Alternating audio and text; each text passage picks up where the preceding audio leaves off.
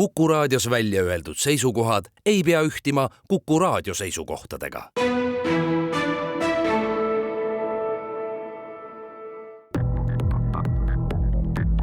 Krimiraadio.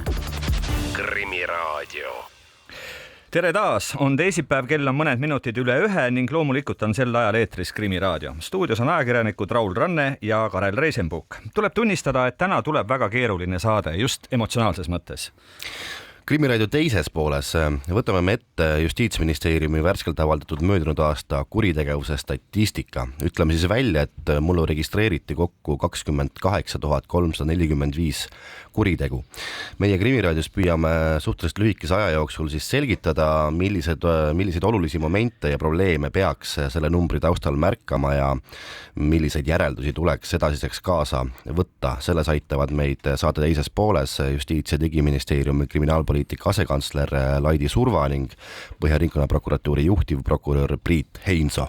Aga see jutt tuleb hiljem. Saate esimeses pooles räägime niinimetatud Kairi Kuusemaa kaasusest, mis on Eesti inimeste silmes kulgenud läbi kogu möödunud aasta ja nagu me teame, Pärnu maakohus mõistis naise möödunud neljapäeval oma lapse tapmises süüdi ning määras talle karistuseks 3 aasta ja 9 kuu pikkuse vangistuse. Paljudel on kogu sellest loost kujunenud väga rasked ja väga vastakad mõtted ja ka küsimused. Samuti ka meil. Ja neile küsimustele aitab vastata Krimiraadio tänane esimene saatekülaline Kairi Kuusemaa kaitsja Robert Sarv. Tere tulemast Krimiraadiosse. Tervist. Teie kaitsealune kukkus otsuse ettelugemisel kokku. Kuidas teie selle otsuse vastu võtsite? Kuidas teie seda läbi seedisite? Esimene emotsioon oli muidugi selline, et tahan teada, et mida siis ja kuidas kohus otsustas, sest tol hetkel ma ju neid põhjendusi detailist kunagi ei tea. Ja teine variant ja teine osa emotsioonist oli see, et tegelikult ju 50% soovitud eesmärgist ehk siis õigeks mõistmisest on juba käes. Et tegelikult nüüd ringkonnakohtus saamegi tähelepanu pühendada sellele peamisele vaidlusküsimusele. Kuidas te ennast pärast selle esimese astme otsuse ettelugemist tunnete, mis mõtteid te sellega seoses mõtlete just ka karistuse suuruse osas kas? Nojah, et eks sellest karistuse suurusest minu jaoks, kui ma vaatan seda kõrvalseisjana, nii palju kui ma seda asjas ikkagi sees olles teha saan, kui ma seda kõrvalt vaatan, siis ma arvan, et sellest karistuse suuruses tegelikult peegeldub väga palju ka seda, et see kaasus on olnud rohkem selline nagu inimeste ees või inimestele peetav kaasus, et seal need põhjendused ja see karistuse suurus on arvestades nagu teisi sarnaseid juhtumeid, galaktiliselt suurem ja see otse loomulikult pani küsima, et miks? Kõlab võib-olla veidralt, aga ma pean küsima, et kas te tegite kõik endast oleneva, et menetluse kohtumõistmine oleks kokkuvõttes õiglane ja kohtuotsus õige?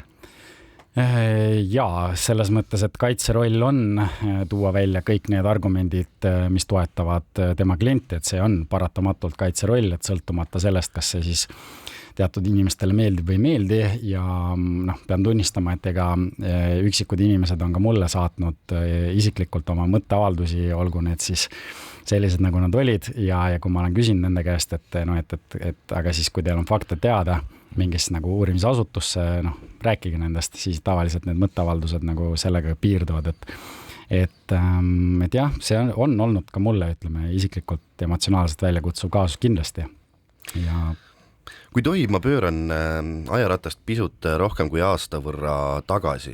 Milliste tunnetega te ise näiteks võtsite vastu möödunud aasta 5. veebruari uudise, kus siis öeldi lakoonilisel kombel, et Läänemaal Suure Lähtrul tõi kellegi koer taluhoovi vastsündinud lapse surnukeha. Mida te tol hetkel ise mõtlesite? Te vist siis ei olnud ju selle asjaga otseselt kuidagi seotud.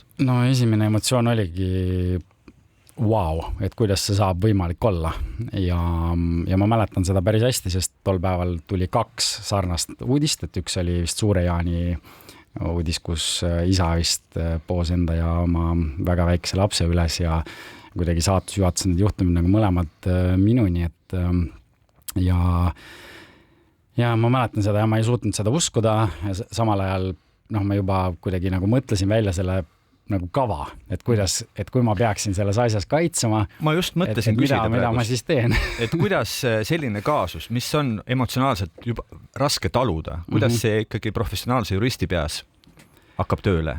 No eks ta jooksebki mööda seaduse ja kohtupraktika, kuidas ma ütlen, sellist labyrinti ja sinna juurde tuli siis uurida meditsiini, et konsulteerida ja aru saada, et kuidas see nii-öelda kohtus võiks nagu lahti rulluda.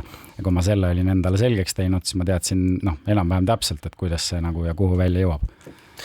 Millal ja mis asjaoludel sai teist lõpuks Kairi Kuusemaa kaitsja ja mis olid võib-olla selles, ütleme ikkagi segases loos kõige sellisemad põhilisemad mõjutajad, mis teid panin seda tööd vastu võtma?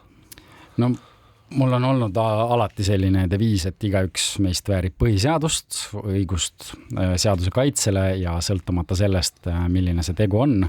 Jah, ma olen mingid kaasused ka ära öelnud, aga need on olnud, ütleme, sellised, mida ma isiklikult teha ei suudaks. Ja siin oligi, et inimesed pöördusid minu poole, ütlesid, et meil on selline keeruline kaasus, sina suudad ilmselt seda asja teha, vaatasime asjale peale ja siis, kuna ma tegelikult ju ei teadnud, mis seal täpselt on, ma toimikuga ju tutvusin alles 21. augustil, et siis ma sain teada detailid, siis selles valguses jah, mulle tundus see juriidiliselt põnev kaasus ja ka see nii-öelda Marokost inimese väljaaitamine tundus toona põnev. Ma pean ikkagi üle küsima, kas ainult seepärast, et tundus põnev kaasus või ta on ikkagi, on seal mängus ka, ütleme, raha, kuulsus või ka professionaalne selline huvi, kas saad hakkama või ei saa? Mis seal kõige enam rolli mängib sellise juhtumi vastuvõtmisel? No selles juhtumis kindlasti oli soov, et keegi seda inimest aitaks, sest ta oli, ütleme niimoodi, väga ülekantud tähendus oli juba selleks hetkeks, kui see juhtum nii-öelda minu kätte jõudis, oli juba nii-öelda suure kivirahe saanud ja kuna ma olen spetsialiseerunud meedia sellistele kaasustele ja kriminaalteemat oskan ka teha, siis ta tundus ka ühelt poolt nagu põnev, et kuidas tulla nagu sellest sügavast august välja niimoodi, et see inimene saaks õiglase kohtupidamise. Kas teil ei käinud peast läbi, et see võib olla ikkagi ka kaitsjana selline kuidagi juriidiline enesetapp, et võitma minna seda kaasust nii, et inimene täiesti õigeks mõistetakse, oli ju põhimõtteliselt võimatu. Ma ei tea, kas te olete lugenud, mis näiteks toimub kuskil internetis kommentaariumites, mis teie kohta räägitakse? Ma ei loe seda ja ma olengi teinud enda jaoks nagu sellise rahu, et kui inimesed väljendavad oma nii-öelda piiratud fakte ja suutmatust fakte nii-öelda vastu võtta emotsionaalselt, siis las see jääb nende südametunnistusele ja las kuskil peab ennast välja elama, et paljud terapeutide juures ei käi oma emotsioone nii-öelda lahti seletamas, et siis las see olla, et ma teadsin juba ette, et kindlasti ma saan selle tõttu palju nii-öelda viha. Oleme ausad, järk-järgult seal alates möödunud talvest või kevadest rullus lahti väga segane ja vastuoluline lugu. Järk-järgult ta justkui avanes ja aina vähem saime me, ütleme, kõrvalseisjatena aru, mis seal toimus. Millal teie juristina saite aru, mis toimus, milles asi oli? Ja ma arvan, et see oligi, ütleme, selline 21-22 august eelmisel aastal, kus ma sain selle toimiku kätte ja mida ma olen alati öelnud, on see, et üks asi on see, mis on olnud nagu päriselt ja teine asi on see lugu, mis jõuab kohtusse, sellepärast, et need on täiesti kaks erinevat maailma ja need mängureeglid on täiesti erinevad, ehk siis kohus võibki selle asja lahendamisel tegelikult aluseks võtta hoopis midagi sellist, mida võib-olla, kuidas ma ütlen, mis ei olnud nagu päriselu versioon või see, mis juhtus, aga kui prokurör näiteks sellise versiooniga kohtusse läheb, siis meie ülesanne ongi vaadata seda versiooni ja sellele siis oma vastuargumendid esitada, et me ei pea tooma sinna alati sisse nii-öelda oma versiooni, vaid peame lihtsalt kummutama prokuröri versiooni. Aga teeme siin väikese pausi. Krimiraadio. krimiraadio jätkub, stuudios on ajakirjanikud Raul Ranne ja Karel Reisenbuk.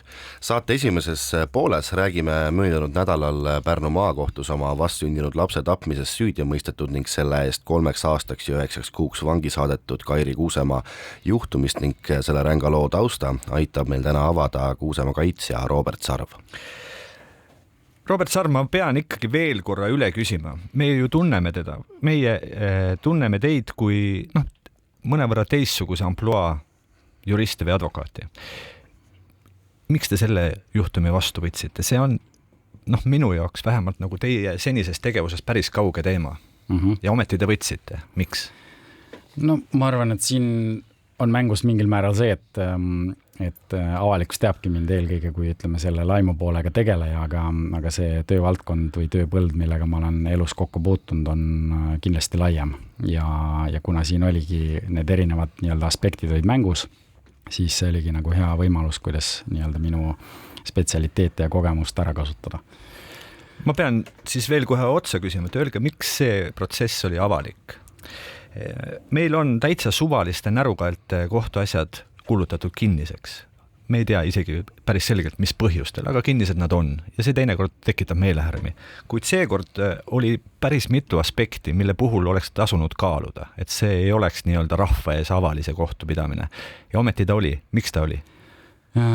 No suuremas osas ütleme siis niimoodi 95% selle tõttu, et prokurör ei soovinud seda kinniseks kuulutada ja meie ka ei soovinud kliendi palvel seda teha, ainult ühe, ütleme sellise üksiku nii-öelda seiga osas ma tõesti taotlesin kohtult kinniseks kuulutamist, aga kohus seda ei rahuldanud ja kuna kohus selliseid küsimusi otsustab, siis me ei näinud mõtet ka selle üksik küsimuse osas ringkonnakohtus vaielda, vaid siis oligi nagu see, et kuna huvi on, et see protsess võimalikult nii-öelda kiiresti oma vastuse saaks, siis me otsustasime, et me seda ei vaidlusta.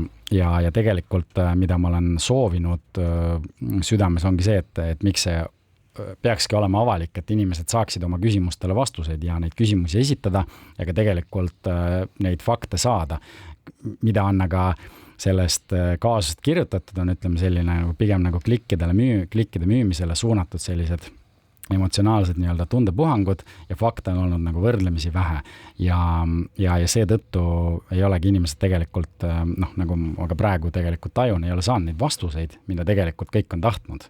Ja ma ikkagi pean üle küsima, tähendab, see oli suuresti ikkagi teie kliendi soov, et see oleks avalik kohtupidamine. Just, ja selle argumendiga, et tal ei ole selles kaasuses tegelikult mitte midagi varjata, et jah, seal võetakse lahti, küll on lahti võetud väga nagu sellised intiimsed elu nii-öelda situatsioonid ja muud teemad, mida tegelikult ju inimesed avalikkusega ei jaga, aga ta oligi nagu sellest motiveeritud, et inimesed saavadki need vastused ja saavad oma otsused ka teha ja eelkõige kohus saab oma otsuse teha, sest see protsess, ütleme, inimesed vaatab pealt, aga otsuse peab ikkagi tegema koos. Te ütlesite, et Kairi Kuusemaal teie kliendil ei olnud midagi varjata, ometigi ei andnud tunnistusi. Kas see oli teie nõu mitte tunnistusi kohtus anda, vaikida?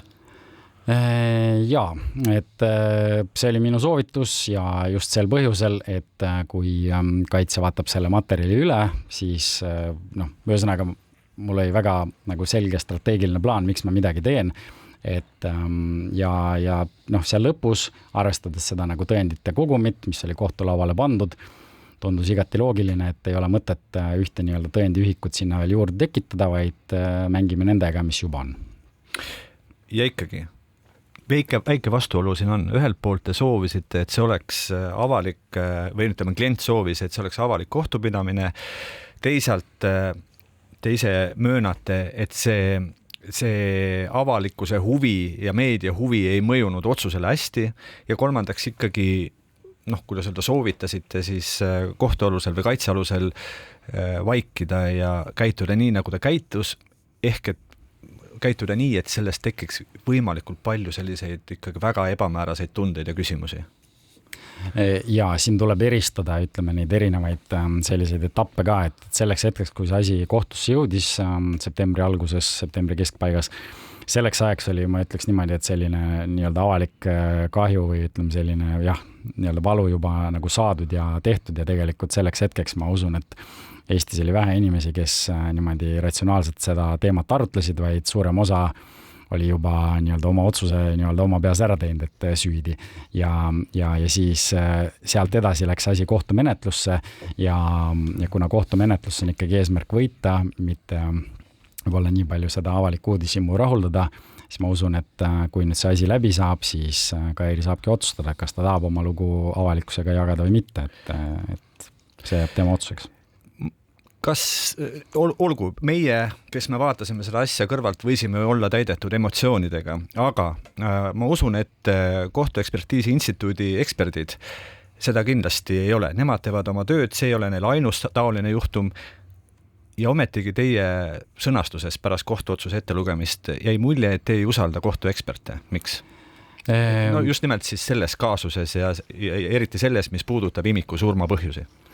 Ja siin ongi väga hea välja tuua, et tegelikult nii nagu ka mitmetes teistes kriminaalasjades, siis see kohtueelne uurimisversioon oli väga ühekülgne ja väga, ma ütleks, erapoolik, et uurija ja ekspert käisid välja üksnes nagu 2 võimalikku nii-öelda seda kopsukahjustuse tekkimise põhjust ja nendega tegelikult prokurör kohtusse läks. Aga mitte keegi ei uurinud näiteks terviseriket, ükskõik missugust nagu sünnitustegevuse ebaõnnestumist, mida iganes sellist, mis oleks avanud selle asja nagu sellist nagu inimlikku poolt ja seda nii-öelda tragöödiat, mis seal nagu tegelikult toimus. Ja kuna eksperti küsitleti kohtus, siis ma küsingi eksperdi käest väga konkreetse küsimuse, et kas ekspert saab välistada ühe põhjust, eristada ja välistada ühte põhjust ja ekspert vastas, et ta ei saa.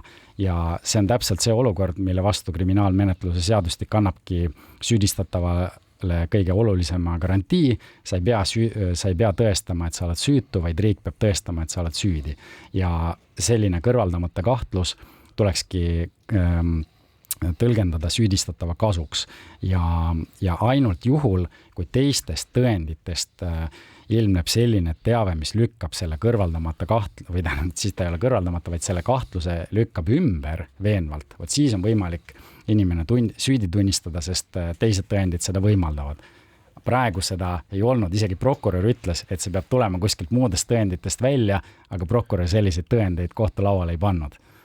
Üks tegelane, kes selles loos ka palju on figureerinud, kannab nime naabrikoer, kelle osas on Kairi vanematel palju küsimusi või kahtlusi ja see jäi kohtus käsitlemata. Ma ei tea, kuidas see, arvestades teie kaitseluse käitumist kaitseversioonina kõlaks, see naabrikoera lugu?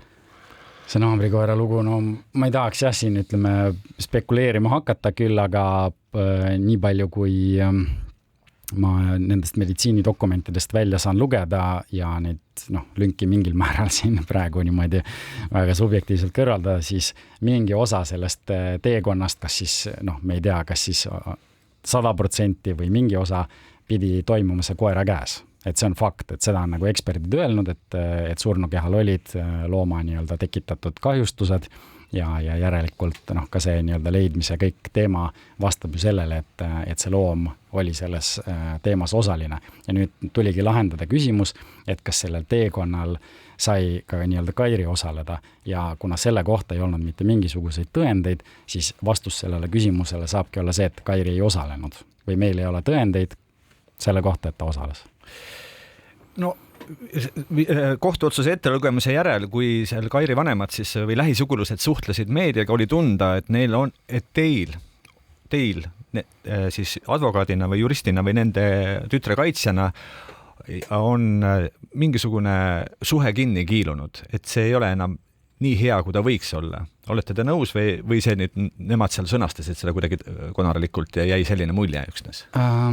Jaa, seda on minu käest ka küsitud, et see peamine küsimus oligi see, et miks ja mida ma siis nii-öelda tegin, aga kaitsjana tulebki valida alati, ütleme, selline kõige efektiivsem, ökonoomsem viis, kuidas oma tulemus saavutada ja kui ekspert ütleb, et peamise vastuse küsimus on see, et ühte põhjust ei saa teisele välistada, siis mul ei olegi mõtet hakata käsitlema nii-öelda seda osa näiteks, et kui kõrge see vann on või et mis seal nagu üldse toimus, sest me ei peagi nagu sellest nagu edasi minema ja see valik on tegelikult läbi räägitud ja kinnituse saanud, nii et selles valguses ma arvan, et kõik on tehtud kõige paremini. Te ei suutnud oma tegevuste taktikat neile piisavalt hästi selgeks teha? Siin on alati ka see küsimus, et mõnikord on mõistlik teatud info, ütleme, hoida endale ja välja käia seda õigel ajal õiges kohas, sest need on, ütleme, sellised nagu kaitsetaktikalised küsimused, kus, ütleme, põhimõtted on läbi räägitud ja siis kaitsja nii-öelda oma professionaalsuse nagu tasemel siis otsustab sellised üksikküsimused ise, sest ma ei saa ju näiteks kohtuistungil minna pealtvaatajate sekka ja näiteks küsida, et mis te nagu selle asja kohta arvate, et ma peangi selle asja ise lahendama ja see ongi selle töö nii-öelda kõige suurem väärtus. Muide, olete te kursis, mis asjaoludel Kairi vanemad ajakirjanikud täna enda juurde kutsusid? Aus vastus on see, et ei ole ja tegelikult kaitsjana ma ei peagi seda lõpuni teadma, et kui nad pidasid seda vajalikuks, siis ma arvan, et iga asi on millekski hea ja järelikult nad arvavad, et see teenib nende tütre huve ja mina töötan selle infoga edasi. Aga kas pole veider, et ühelt poolt te ju möönate, et meedia selline suurem huvi ja teatav surve võisid mõjutada kohtuotsust, eriti seda osa, mis puudutab karistust, ja teiselt poolt siis selle kohtualuse ja teie kaitsealuse lähedased siis nii jõuliselt ikkagi kaasavad meediat sellesse protsessi, et siin on mingisugune arusaamatus või vastuolu päris kindlasti, et mida te siis lõpuks tahate või kellele te siis ja mis asja te tahate selgeks teha? Ja siin, ütleme, jah, tulebki vaadata nendele perioodidele erinevalt peale, et selleks hetkeks, kui, ütleme, Kairi vahistati Marokos, kinni peeti, siis selleks hetkeks oli juba meedia tegelikult omajagu nii-öelda seda nii-öelda ainult prokuratuuri toetavat informatsiooni jaganud ja see info saabki sel hetkel tulla ainult sealt. Ja siis oli ju ilmselgelt vaja ära rääkida ka see loo teine pool, et kuidas niimoodi üldse läks ja nii edasi, et inimesed saaksid aru.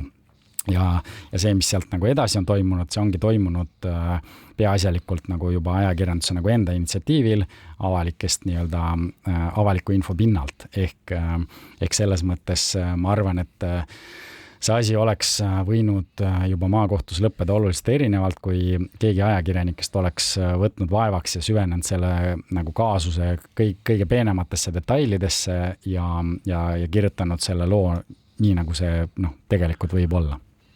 No seda oleks olnud teha või on olnud teha väga keeruline, sellepärast et need allikad ühelt poolt kas vaikivad või teiselt poolt annavad äärmiselt vastuolulist ja segast infot, et kui kuulata kas või siis Kairi vanemaid, siis seal ikkagi on päris raske aru saada, kus ja mismoodi see kõik võis toimuda, arvestades just seda, ütleme seda kirjeldust, mis toimus siis möödunud aastal, ikka väga raske on aru saada nende jutu järgi sellest ja keegi teine ei ole veel sellest rääkinud nii, et saaks aru täpselt, et see on väga keeruline lugu ongi.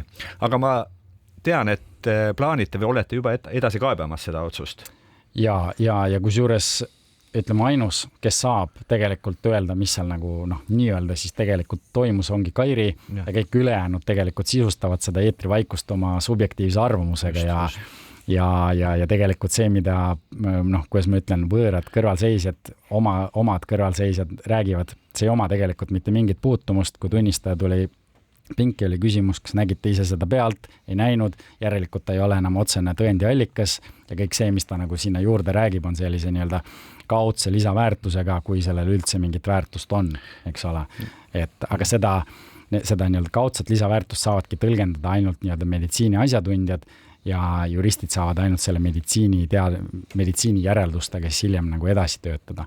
Ja jah, otse loomulikult me kaebame selle otsuse edasi, sellepärast, et minu jaoks nagu ei saa olla niimoodi, et kui ekspert ei suuda, meditsiiniekspert ei suuda välistada ühte surma nii-öelda tekkimise põhjust teisele, siis et kohtus on see võimalik, et see küsimus peab kindlasti saama ringkonnakohtu hinnangu. Robert Sarv, kas teie täna teate, mis tegelikult juhtus, kas Kairi on selle loo teile ära rääkinud päriselt? Mingis osas jah, ja mingis osas võin öelda, et ma ei ole selle nii-öelda loo osas väga suurt huvi tundnud, sest nagu ma ütlesingi, see lugu, millega mina töötan kohtus, on prokuröri valitud lugu ja mina ei pea sellesse loosse rohkem tegema kohandusi või vastuväiteid kui selleks, et tulla sellest kohtuasjast võitjana välja. Et see on selline juriidika teema, mida võib-olla tihtipeale inimestel, kes selle maailmaga ei ole nii palju kokku puutunud, ongi väga raske mõista, aga paraku nii on. Robert Sarv, täname teid, et leidsite aega tulla Krimiraadiosse rääkima juhtumist, millest on kahtlemata väga keeruline rääkida. Krimiraadio. Krimiraadio on pausilt tagasi. Stuudios on nüüd vaid üks ajakirjanik, Raul Ranne, aga külalisi on 2. Justiits- ja Digiministeeriumist on hea meel tervitada kriminaalpoliitika asekantslerit Laidi Survat. Tere! Ja prokuratuurist Põhja-ringkonna juhtivprokuröri Priit Heinsood. Tere tulemast Krimiraadiosse. Tervist! Hiljutise statistika kohaselt on kuritegevuse tase Eestis viimasel aastal tõusnud. Kokku registreeriti möödunud aastal 28 345 kuritegu, mida on 3% enam kui aasta varem. Kõige enam kasvas varavastaste kuritegude arv, 7%. Laidi Surva, milles see number ning jätkuv kuritegevuse tõus üldiselt meile räägib? No eks ta natuke räägib sellest, kui me numbrite taha vaatame, et nendes varavastastes kuritegudes siis kõige rohkem kasvasid kelmused, siis nii-öelda tavalised kelmused, aga ka arvutikelmused. Ja kui me vaatame puhtalt nii-öelda ilma elektrooniliste vahenditeta tehtud kelmused, nende kasv oli üle 20%, et ehk siis selline kõige suurem kasv. Et kui me vargustest räägime, et need on küll nii-öelda see on 4% tõusnud, aga võrreldes siis kelmustega on üsna samal tasemel kui aasta varem. Ja nendest kelmustest ja nii-öelda arvuti teel tehtud kuritegudest, varavastastest kuritegudest oleme me palju rääkinud ja miskil põhjusel ikkagi inimesed ei õpi või on ikkagi kelmid ja kurjategijad laiemalt siis sedavõrd osavad, et on alati mõni samm ees. Kuidas sellega on? Jaa, tõsi ta on, et me oleme tegelikult ju viimastel aastatel näinud seda, et kelmused üha kasvavad ja no midagi ei ole teha.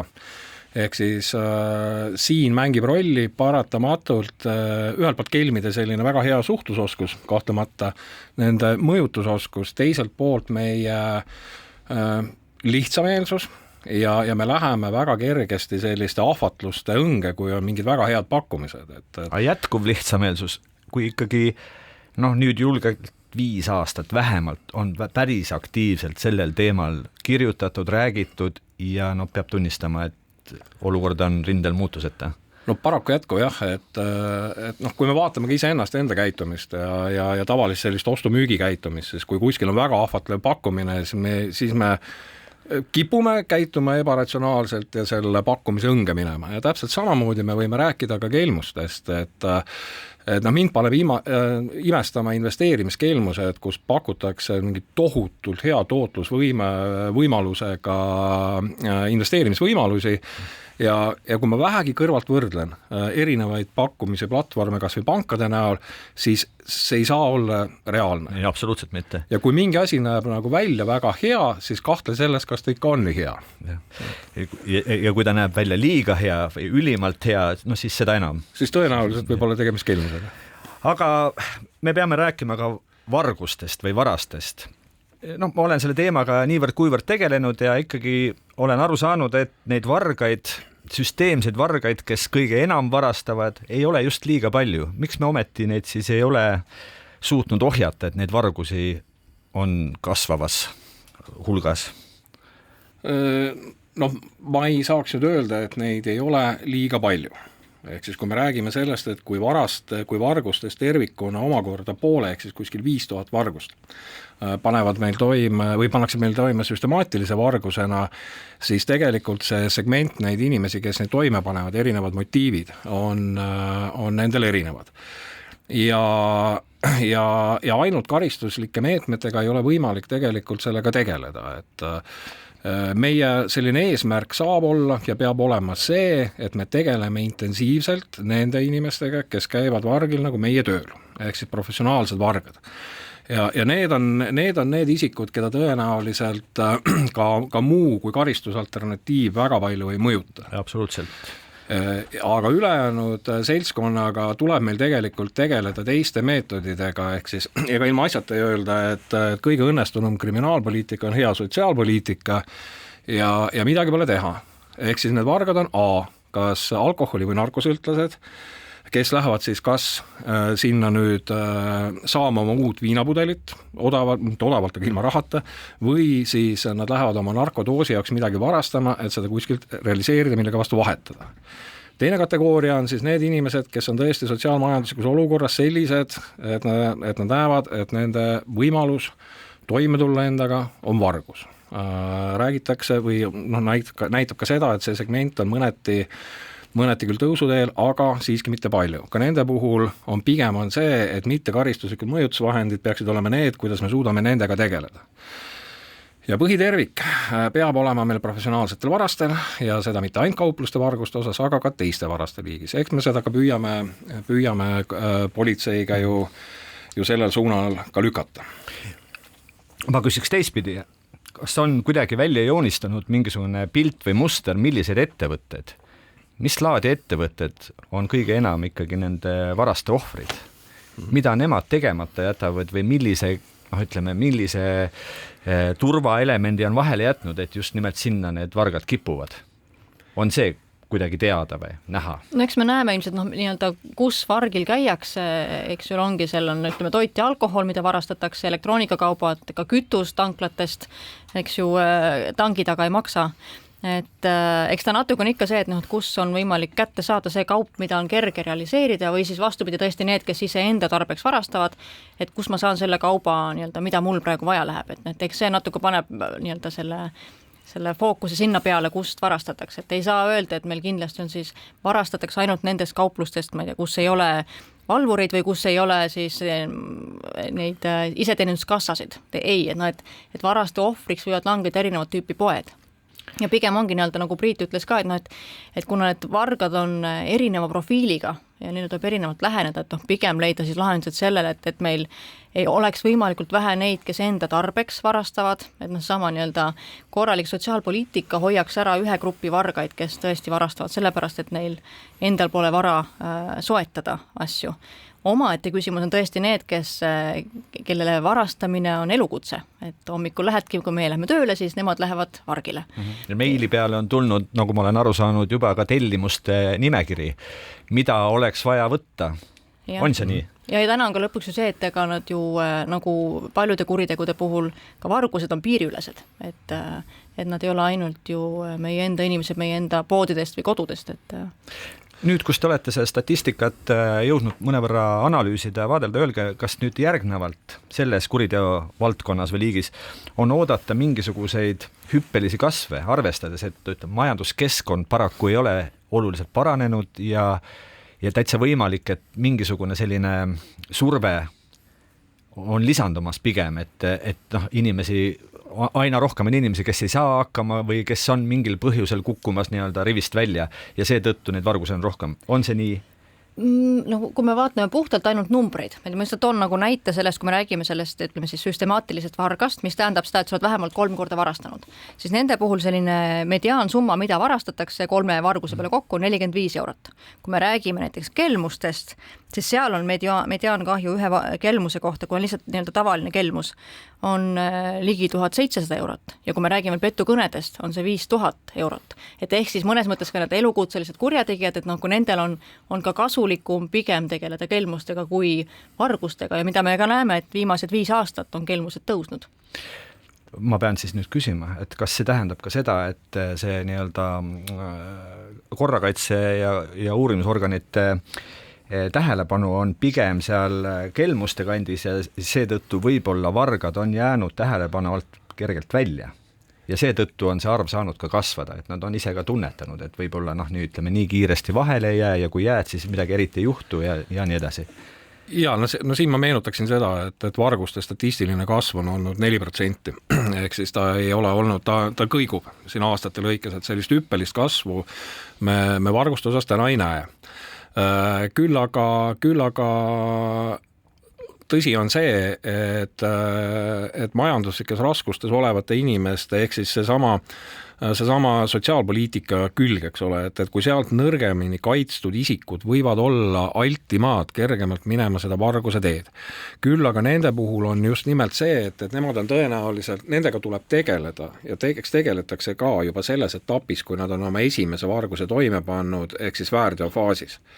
Ja sealt püüda nagu neid mõjutada seda, et nad ei jõuaks selle süstemaatilise vargani välja. Et see on nagu selline oluline rõhk. Ja seal mitte ainult pelgalt politseitöö või prokuratuuri või kohtutöö, aga seal ka kohalike omavalitsuste töö loomulikult nende inimestega, kes siis on, ütleme siis, jäänud selles mõttes nagu hammasrataste vahele, et sellega tegelevad. Aga teine osa on jätkuvalt, meie tähelepanu on ja süvendatud tähelepanu on nendel, kes on elukutselised vargad. Ja me peame nendega veel aktiivsemalt tegema, ma olen täiesti nõus, et selle kriitika üle, et aga kas me teeme piisavalt, me peame veel rohkem pingutama kindlasti selle segmendiga. Ja kui ma ütlesin, et vargus ei tohi ära tasuda, siis see tähendab seda, et meil tuleb ka tegeleda väga jõuliselt nende inimeste ja kanalitega, kes siis, kellele neid turustatakse. Ehk siis mul ei ole mõtet varastada, kui mul ei ole võimalust seda kuskile müüa. Ja seetõttu on see üks lõik, millega me peame ühiselt tegelema ja võimalikult palju neid turustuskanaleid lõhkuma. Ma pean ühe asja üle täpsustama, siin on aastaid, mõni aasta kindlasti räägitud sellest, et see määr või piir, millal vargusest saab kriminaalkuritegu, on plaanis kergitada 200 euro pealt 400 euro peale. Praegusel hetkel on ta 200, kui oled varastanud rohkem, siis on tegu kriminaalkuriteoga ja kui vähem, siis on väärtegu. Nüüd, kas see peab paika, et on plaanis seda kergitada 400 euro peale ja millal see juhtub? No eks neid nii-öelda arutelust on olnud mõnes mõttes nagu on kõige hõlpsam viis statistikat mõjutada on see, et nii-öelda mängida siis nende piirmääradega. Tõstab piiri kõrgemale ja kuritegusi justkui polegi. Või on vähem kindlasti. Jah, me statistikas saavutame siis kuritegude vaates võidu, aga kui me loeme kokku kuriteod ja väärteod, ehk siis nagu summa mõttes nagu kõik vargused, et siis seda see ju ometigi ei mõjuta. Ja mida ütleme, poepidajad on välja toonud, et kui te tõstate selle piirmäära siis 400 peale, siis meil menetlemise mõttes läheb justkui odavamaks või neid juhtumeid on vähem, aga et mis siis poodides juhtub, on see, et lihtsalt varastatakse kallimaid asju, sest see piirmäär on teadlikult kõrgemal. Et miks ta ei ole ka nagu selline, osalt on väga lihtne otsus teha, muuta see üks number seal seaduses ära ja nagu see on tehtud, aga selle mõju on oluliselt suurem kui see nii-öelda ühe numbri muutmine või statistika mõjutamine. Ja vastus oleks? Et täna meil ei ole seda konkreetset plaani, et millal see, kas või millal see tuleb, et pigem täna me oleme, eks ju, näemegi, nagu Priit välja tõi, et tuleb tegeleda nende elukutseliste varastega. Krimiraadio. Oleme Krimiraadioga tagasi eetris, stuudios on ajakirjanik Raul Ranne. Saate teises pooles oleme analüüsimas Eesti möödunud aasta kriminaalstatistikat. Statistika näitab, et kuritegevuste arv on mõnevõrra kasvanud ja seda teemat aitavad mul lahata Justiits- ja Digiministeeriumi kriminaalpoliitika asekantsler Laidi Surva ning Põhja ringkonna prokuratuuri juhtivprokurör Priit Heinsu. Tahaks rääkida tapmistest, mitte et tahaks, aga tuleb rääkida. Tapmisi ja mõrvu registreeriti mullu 33, mida on 10 võrra rohkem kui aasta varem. Kas see on nüüd mingisugune erandlik hüpe või me räägime ikkagi mingisugusest nähtusest, mille puhul peaks lööma ikkagi häirekella? Siin on väga keeruline välja tuua, kas on erandlik hüpe või trend, sellepärast on nagu esimest aastat, kui ta on kõrgem. Mida me oleme näinud ka varem tapmiste mõrvade puhul ja ka katsete osas, et seal sees on ka siis katsed, ehk siis kus inimene ei ole surma saanud. Et need võivadki kõikuda, need ei olegi aastate jooksul samad. Mida me näeme nii-öelda nendesse lugudesse sisse vaadates on see, et nende olemus, see pilt pole palju muutunud. Et eelkõige on tapmised, mõrvad ja katsed seotud olmetülidega, kus vähemasti siis on üks pool sageliga siis mõlemad või kõik osapooled joobes, et kas siis alkoholi või narkojoobes. Ja nii-öelda pole nagu põhjust arvata, et nüüd tegemist on murrangulise muutusega ja me näeme suure trendi algust. Pigem on see, et lihtsalt eelmisel aastal neid registreeriti rohkem. ja ikkagi me oleme võib-olla harjunud endast arvama kui rahulikust Põhjamaast ja sedasorti hüpped tapmiste arvu puhul mõjuvad ikkagi ehmatavalt. Mida seal veel taga võiks näha või põhjusena välja tuua? Jaa, et ma võib-olla Laidi jutule kõrvale ka seda, et ega tapmiste puhul tuleb alati vaadata, et on hästi lähedalt piiritletud meil nüüd sellega, kas on inimesel raske tervisekahjustus või on inimesel kehalise väärkohtlemise juhtum ja ühel juhul see tagajärg on lihtsalt raskem, teisel juhul õnneks jäi see tagajärg nagu kergemaks, et selles vaates, kui nüüd vaadata neid aastaid siin erinevaid ja võrrelda siin ka nii kehaliste väärkohtlemise kui raskete tervisekahjustustega, siis tõesti see pilt on selline, nagu Laidi ütleb. Küll aga võib-olla, mis on natukene selline muret tekitavam, et me erinevate vägivallakuritegude puhul tihtipeale näeme seda, kus kergekäeliselt lähevad rusikate asemel käiku ka relvad.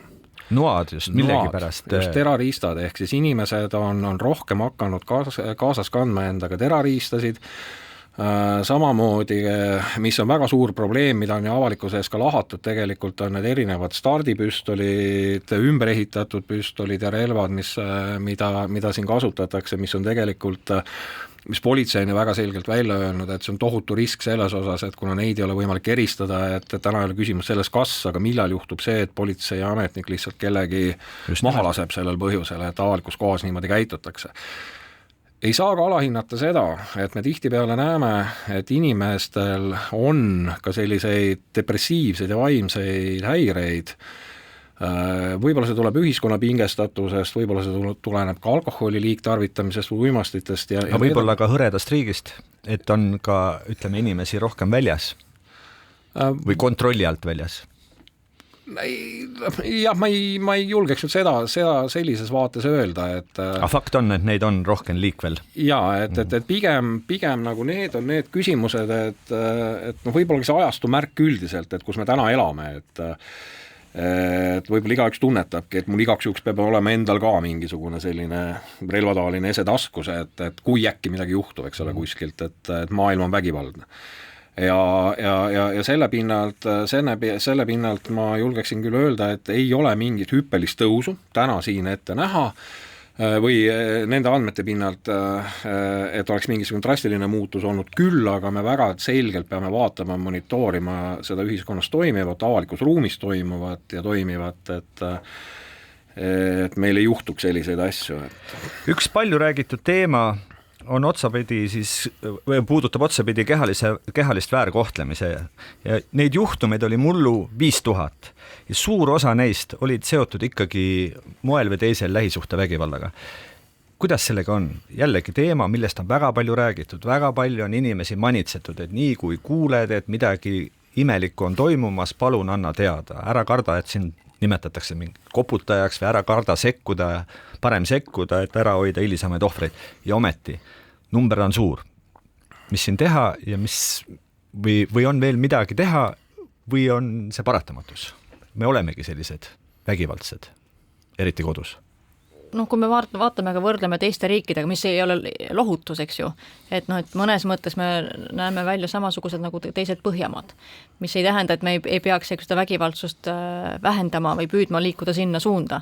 Et üks asi tõesti on see, et ära karda märku anda, kas siis ise kannatanuna või seal lähedasena või siis ka, ma ei tea, minu poolest naabri või tuttavana, aga teine asi on see, et kuidas jõuda sinna, et meil olekski suhetes vähem vägivalda, et rusikate asemel oleksidki sõnad ja mitte siis sellised vaimse vägivalla mõttes sõnad, aga päriselt me suudaksime lahendada oma küsimusi ilma selleta, et üks või teine pool haiget saaks. Et kahjuks me täna ei saa, eks ju, ei ole veel kokku löönud kõiki lähisuhtevägivalla numbreid, et saaks öelda, palju neid lähisuhtes on toime pandud.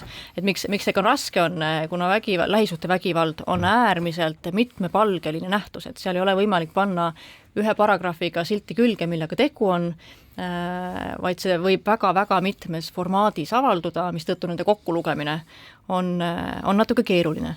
Mida me aga näeme, on see, et sõltumata siis sellest teavitustööst ja ennetustööst ja kannatanute toetamisest ja teenustest, mis on olemas, endiselt ei ole drastiliselt nende vägivalla siis arv langenud.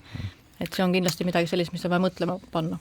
Jaa, et ma olen täiesti nõus sellega ja siin on tegelikult jätkuvalt on ikkagi see, et kriminaaljustiitssüsteem läbi karistuse võib formaalselt ja seda vägivallatselt karistada. Küll aga meil on vaja jõuda selle juurpõhjuseni, mis siis kahe inimese vahel tekkis. Ja tegelikult tihtipeale need juurpõhjused nõuavad hoopis teisi sekkumistehnikaid. Ta nõuab siin pereteraapiaid, psühholoogide sekkumist, viharavi, alkoholimarkerite kontrollile allutamist, et noh, need on need vahendid, millega meil tuleb tegutseda, meil tuleb jätkuvalt edasi tegutseda, et leida üles need juurpõhjused ja neid püüda väga selgelt mõjutada, et ja siin on ka tegelikult väga positiivsed näited, et kas või selle sama alkoholimarkeri kontrolli pinnalt, et kus inimesed on saanud oma alkoholi tarvitamise kontrolli alla ja selle võrra on ka vägivallatsemine ka vähenenud neil. Jah, teemasid, millest rääkida on palju, saatekülalised on meil täpselt sellised, et kas või tänase saatepäeva lõpuni, aga paraku on meie saate aeg otsas.